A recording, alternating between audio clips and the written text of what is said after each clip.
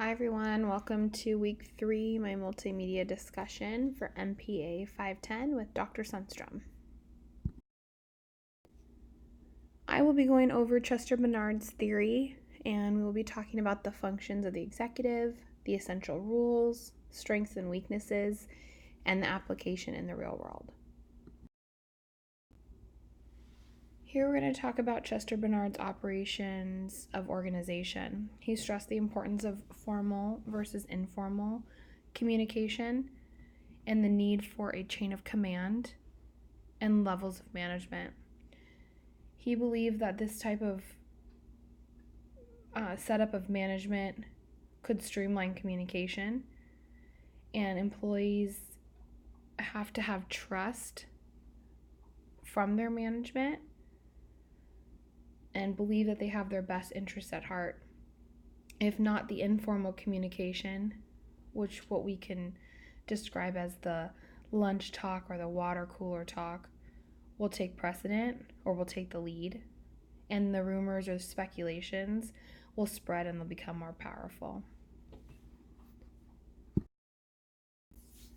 So as we discussed in the previous slide, some of Barnard's essential rules, he clearly defined them, and I just wanted to make note of a few.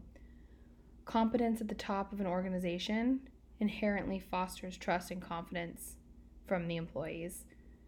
I think that's a really important concept of his theory, because if you know that your management is competent, you're more likely to have trust within that organization and believe that they can lead you the way that they should. He also said organizations survive by the morals they implement. A corrupt organization will ultimately fall. It's just a matter of how long. Barnard opines a good leader must possess a solid moral foundation. And this is so true.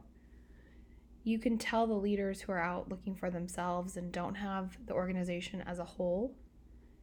And that's really important. You can see the differences and have more trust in knowing that this is the leader of your organization. Some strengths and weaknesses.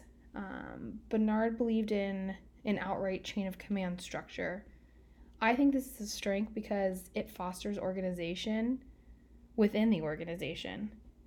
Trust is definitely a strength, but only when the employees are trusting.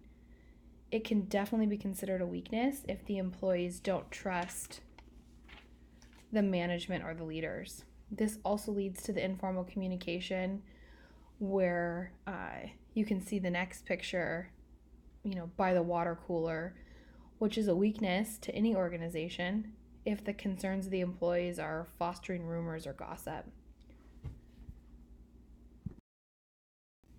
I have personally seen this type of informal communication play an integral role in actually tearing down the trust of an organization between the staff and the management. In 2008, our department laid off a significant amount of people, but prior to the layoffs, the quote-unquote water cooler conversations surmised that the layoffs were coming. Everyone began to get nervous, but through the chain of command, people were voicing their concerns. Management came down and told everyone not to believe the rumors and not to worry, that layoffs were not happening. But they ultimately did, despite management's statements. The remaining staff, rightfully so, became weary, distrustful, angry of management, and just became weary of of everything that they said. Fast forward to 2020, and I still think that management's trying to gain back the trust of staff who remain convinced that informal communication is more trustworthy than formal communication, just based on their handling of that situation over 12 years ago. Thank you so much for listening. I hope everyone has a great week. Thank you.